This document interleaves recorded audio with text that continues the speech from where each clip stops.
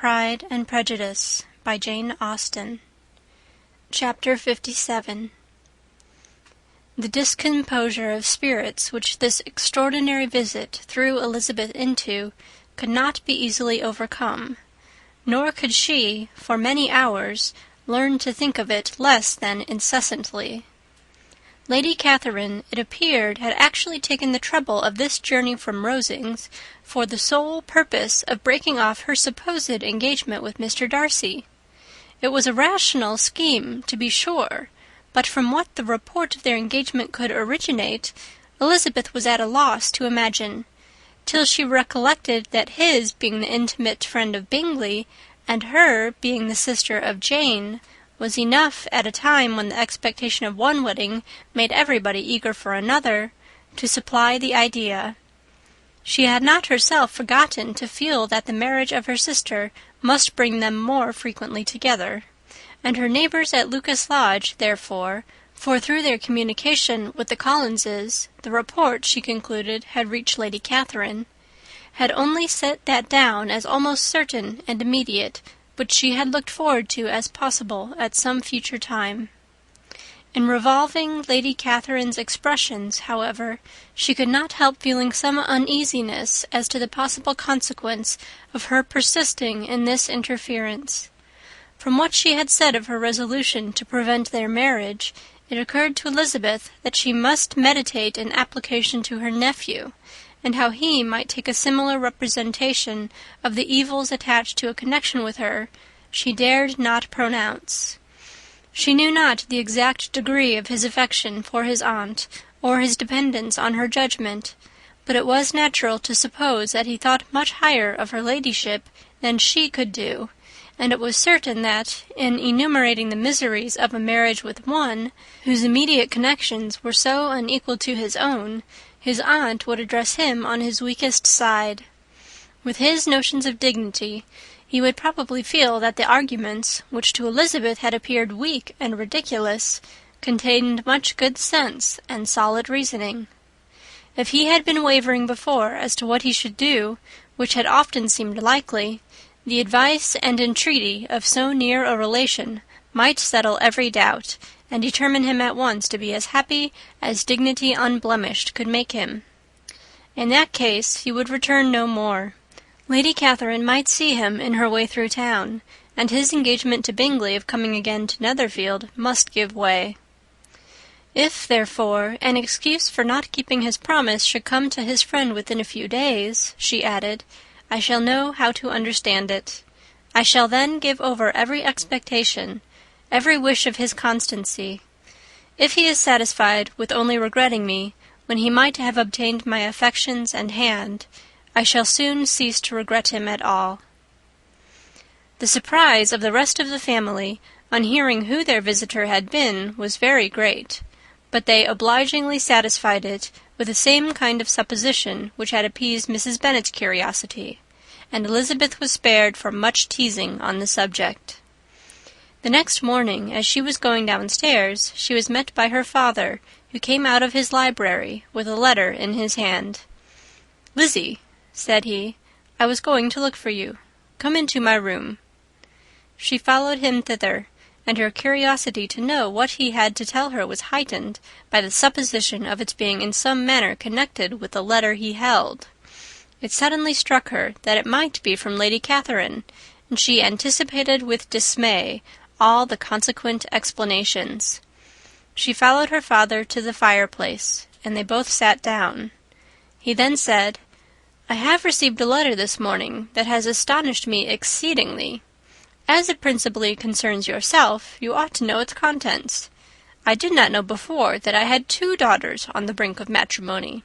Let me congratulate you on a very important conquest." The colour now rushed into Elizabeth's cheeks in the instantaneous conviction of its being a letter from the nephew instead of the aunt, and she was undetermined whether most to be pleased that he explained himself at all, or offended that his letter was not rather addressed to herself, when her father continued, "You look conscious. Young ladies have great penetration in such matters as these, but I think I may defy even your sagacity to discover the name of your admirer. This letter is from Mr. Collins." "From Mr. Collins? And what can he have to say?" "Something very much to the purpose, of course. He begins with congratulations on the approaching nuptials of my eldest daughter, of which, it seems, he has been told by some of the good-natured, gossiping Lucases. I shall not sport with your impatience by reading what he says on that point. What relates to yourself is as follows. Having thus offered you the sincere congratulations of Mrs. Collins and myself on this happy event, let me now add a short hint on the subject of another, of which we have been advertised by the same authority. Your daughter Elizabeth, it is presumed, will not long bear the name of Bennet, after her elder sister has resigned it, and the chosen partner of her fate may be reasonably looked up to as one of the most illustrious personages in the land. Can you possibly guess, Lizzie, who is meant by this? This young gentleman is blessed in a peculiar way with everything the heart of mortal can most desire, splendid property, noble kindred, and extensive patronage. Yet in spite of all these temptations, let me warn my cousin Elizabeth and yourself of what evils you may incur by a precipitate closure with this gentleman's proposals, which, of course, you will be inclined to take immediate advantage of. Have you any idea, Lizzie, who this gentleman is? But now it comes out. My motive for cautioning you is as follows. We have reason to imagine that his aunt, Lady Catherine de Bourgh, does not look on the match with a friendly eye. Mr. Darcy, you see, is the man. Now, Lizzie, I think I have surprised you. Could he or the Lucases have pitched on any man within the circle of our acquaintance whose name would have given the lie more effectually to what they related? Mr. Darcy, who never looks at any woman but to see a blemish, and who probably never looked at you in his life. It is admirable."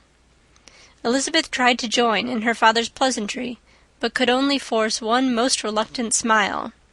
Never had his wit been directed in a manner so little agreeable to her. "Are you not diverted?" "Oh, yes, pray read on." After mentioning the likelihood of this marriage to her ladyship last night, she immediately, with her usual condescension, expressed what she felt on the occasion. When it became apparent that on the score of some family objections on the part of my cousin, she would never give her consent to what she termed so disgraceful a match, I thought it my duty to give the speediest intelligence of this to my cousin, that she and her noble admirer may be aware of what they are about, and not run hastily into a marriage which has not been properly sanctioned.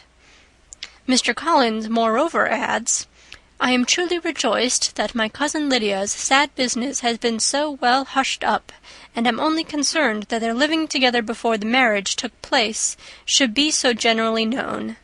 I must not, however, neglect the duties of my station, or refrain from declaring my amazement at hearing that you received the young couple into your house as soon as they were married. It was an encouragement of vice, and had I been the rector of Longbourn, I should very strenuously have opposed it. You ought certainly to forgive them as a Christian, but never to admit them in your sight, or allow their names to be mentioned in your hearing." "That is his notion of Christian forgiveness. The rest of his letter is only about his dear Charlotte's situation and his expectation of a young olive branch. But, Lizzie, you look as if you did not enjoy it. You are not going to be missish, I hope, and pretend to be affronted at an idle report. For what do we live, but to make sport for our neighbours, and laugh at them in our turn?" "Oh," cried Elizabeth, "I am excessively diverted, but it is so strange." "Yes, that is what makes it amusing. Had they fixed on any other man, it would have been nothing. But his perfect indifference and your pointed dislike make it so delightfully absurd. Much as I abominate writing, I would not give up Mr. Collins's correspondence for any consideration. Nay, when I read a letter of his, I cannot help giving him the preference even over Wickham, much as I value the impudence and hypocrisy of my son-in-law. And pray, Lizzie, what said Lady Catherine about this report? Did she call to refuse her consent?"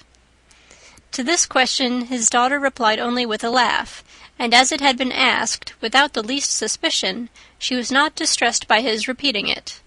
Elizabeth had never been more at a loss to make her feelings appear what they were not. It was necessary to laugh when she would rather have cried. Her father had most cruelly mortified her by what he said of Mr. Darcy's indifference, and she could do nothing but wonder at such a want of penetration, or fear that perhaps, instead of his seeing too little, she might have fancied too much. Chapter 57.